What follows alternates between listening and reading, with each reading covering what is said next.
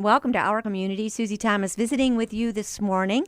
We are privileged to have with us Lamar Sharp from the Canton Police Department, president and founder of Be a Better Me. Good morning. Good morning. Thanks so much for being here, Lamar. First of all, you walk into a room and people, I'm sure, take notice. What in the first place drew you to your career? You know, I never thought I would be a police officer, No? but I needed a job, and I started working at the Juvenile Detention Center, Faircrest. And I was working there, and officers would come in and say, what are you saying or doing to these kids? Because they respect you. And I was like, I'm just being me. And they was like, you should take our test. And I was like, okay, well. So I took the test, and I passed, and here I am, like 17 years later. Oh, really? You've been Yes. with the force for 17 years? 17 years. Always with Canton? Yes. You are a Canton person? I'm from Akron. From Akron. I'm from Akron, but Okay. Canton's my home now. And what drew you to Canton? All the way down here. Well, I just, started a family, moved here, and this is where I'm at. And it's so fitting because I love football, and this is the football city. Oh, it certainly is. Yeah, Yes. you're living in the right town. That's right. So, Lamar, you maybe can give us some insight into the relationship between our Canton Police Department and our youth. And I should probably ask, do you work anywhere in or around the inner city? Are you getting to know some of the kids in the inner city? Yes, I'm starting to learn every kid here in the city. And I work with the community involvement. It's a CIU unit.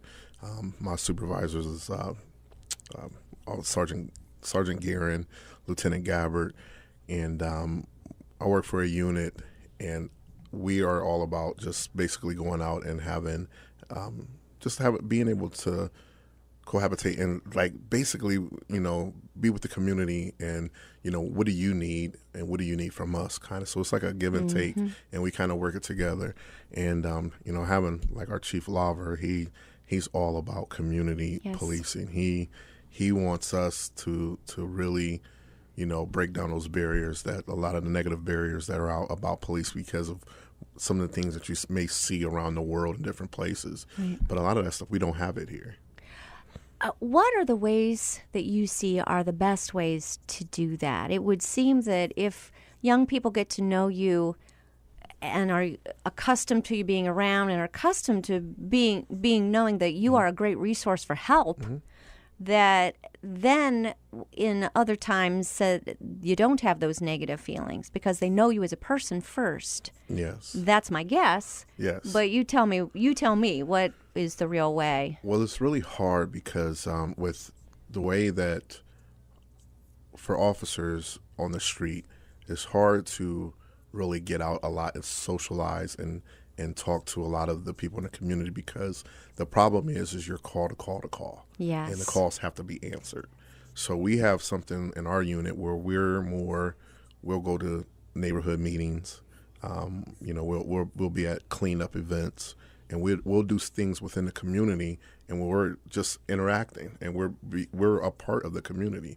And I think that's one of the things that we're building this relationship that says we are one. And that's what's going to make our city so much stronger. It just seems like a lot could be accomplished by an occasional pickup game, yes? Yes, that's it. And that's the thing is the difference is just get out. For officers, we get out of our cruisers and we talk. One of the things I tell people, I was working in the Southeast End for many years. When I pull up, people say, "Hey, we're cooking out tonight. You want to come by?" Oh, neat. And that's the relationship that you have with people in the community because we formed this relationship. You mentioned something, the CIU unit, the Community Involvement Unit, Yes. that is with this in mind and this goal. Yes. And so you strategically plan different ways to become involved in the community? Oh yes, we do some just this past weekend. One of the councilmen, Scaglione, he had a neighborhood cleanup in the Southwest End. So what we did as a unit, we dress down. We might have our police shirts, we have our badges, we have our guns, and we go out and we're basically, without the exception of that stuff, we look like regular citizens. And we're out here shoveling mulch, picking up weeds, picking up trash, and because we're one. And that's what our unit does. So cool. Yes. Well, you're right. You walk into a room and the uniform almost walks in first. Right. Oh, yes. You know? Yes. And then you put a big, strong guy inside that Yeah. uniform, and people are going to take notice. Yeah. What is the relationship right now between our police force and the young people in our community? It's I would say it's pretty good because great. you know, it's a lot of times too. Some of the guys, because when I worked in my zone, I had a certain car number. So, and the kids in my area, they know me. You know, they know that's my car. So when I got moved out of that unit, and somebody else actually moved into that unit or to that car, they were running up to the car like, hey, hey, hey. And I think like right there, it's kind of like, you know, it's not me, but now that's kind of has them, you know, interacting with another police officer. Nice. And that's the thing. A lot of times too, when we have events, or we do anything, I always try to make sure I have as many officers with me that can possibly go, because I don't want it to be about me. I want everybody to see that it's about us as a whole. This is our unit. This is our police department. This is our community. And again, you'll hear me say this a lot, but we are one. Crime in the area, how are we doing? Has it increased, decreased? I know economically things can affect places, and where are we? Yeah, economically, that's always going to be an issue because, you know, the number of jobs and unemployment rate. But I think for the most part is that, you know, having a relationship with the community, and your community is willing to tell you more things and be more vocal. Because, you know, in some parts of the neighborhood, you know, talking to the police, you're an informant, you're a snitch, you know, you're one of those. But when you establish a good relationship, you'll have people who come out of the woodworks and say, hey, listen, this is what's going on. I seen this down the street. I seen this in the neighborhood. And I just want to let you know so we can get it addressed, because we want our neighborhood to be safe. So that's all from forming a good relationship. Because if you don't form that relationship, then guess what? When you go and knock on somebody's door that you have no relationship with and you say, hey, what's going on? They're going to look at you like, what do you want? And then basically, it's not even about you, the person inside the uniform. It's just the uniform and the perception, the negative perception that people have. It's a matter of trust, isn't it? Yes, it's a matter of trust. What caused you to form Be a Better Me? Be a Better Me, I wanted to, you know, I always had that idea that I want to do something. I want to give back to kids, because I know it's hard growing up and being a kid, and you have so many different negative things that can influence you to do the wrong things. And basically, you know, I just want to be able to help guide kids that are doing good and doing bad, and say, listen, you know, reward the kids that are doing good and motivate the kids that are doing bad, and say, listen, you can do it. You know, you got an ear. I'll listen to you. I'll help you out any way I can. You know, I try to do things of giving back to the community, helping families out, because a lot of times too, you know, if you helping giving book bags and supplies, hopefully, you know, in return, maybe, you know, that's a little less burden off of a parent. Maybe, you know, hopefully in return, in my vision, and it's not going to always happen, but maybe you can bond some more quality family time. And that's why I have like my one event. I have a few different events, but I have events where I try to promote family. Let's get out there together, get out there with your child, have a good time. Let's talk about the one coming up August 19th. What's Yes. happening? Well, August 19th, I have a back to school lot party. Last year was the first year, and you know, I'm thinking it's the first year. Okay, let's see what we do. Had 225 book bags. I needed 500. Yeah. Wow. Yeah, I needed 500 book bags. 500. Yeah. But you had half of that. Yeah, I had That's a half good of that. start. But within a week, I went and got the other 250 some bags, wow. and I made sure the people who signed up got their book bags. How did you do that? Because we have an amazing community. When I, and I use the power of social media, and a lot of times I post things, people see it, and people in the community will donate supplies. They'll donate book bags, and they said, and I just put something out there. I'm 250 book bags short, and I got all You had 250 'em. book bags. That We is have- amazing. We have an amazing community. Don't we? We really do. Isn't it great? Oh, I love it. That's why I say I love Canton. So I'm thinking 500 book bags last year. You probably want to do more this year, right? Well, I'm sitting here and I took a peek at my registration, because this year I decided to do registration. Yes. So I can make sure that we have the right number. Plenty for everyone. Right, exactly. So I'm already looking at my registration. We're probably just over 400 registered Okay. already. And I think I just posted it probably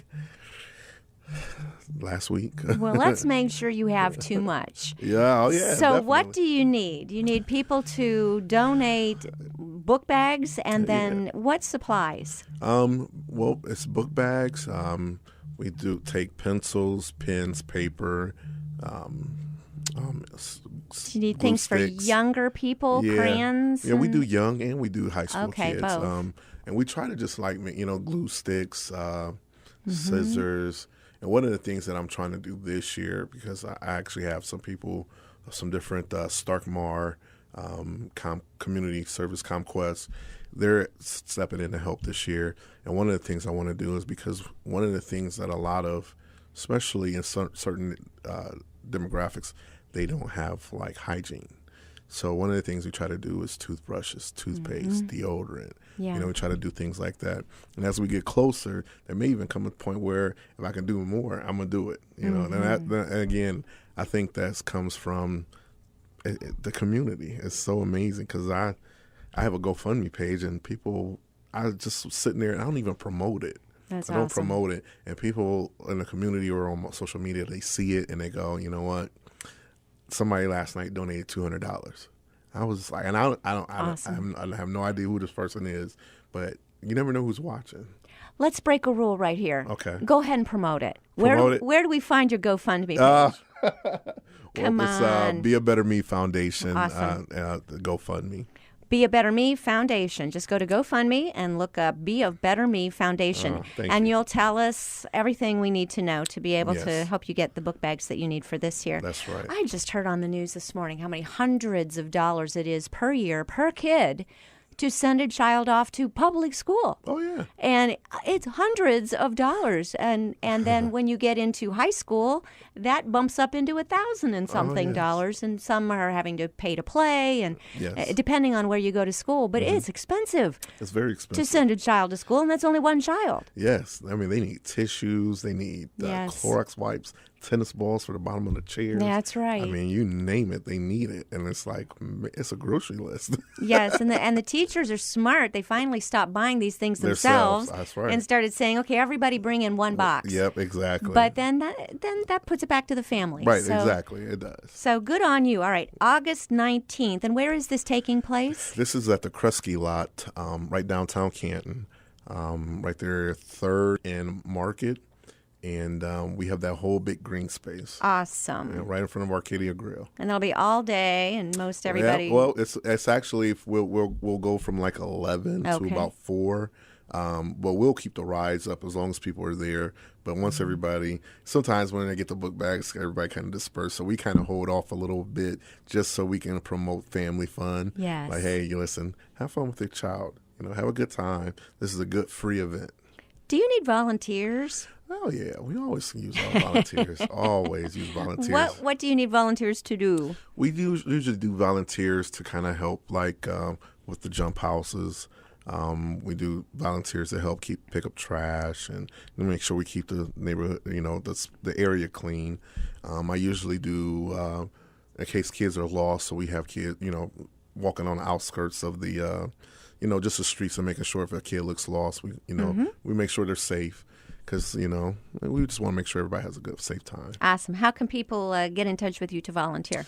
Well, you can go. I have a Facebook page. You can go on. It's Officer Lamar Sharp. Or you can go on our Be a Better Me Foundation. We have a Facebook page. Or you can go to www.beabetterme.org. We have a website. And if you want to email, you can email at info@beabetterme.org and just let us know that you leave information, say you want to volunteer. And someone will contact you. All right. Yes. We're going to take a short break. We'll be back after these words. We're visiting with Lamar Sharp from the Canton Police Department, and you're listening to Our Community.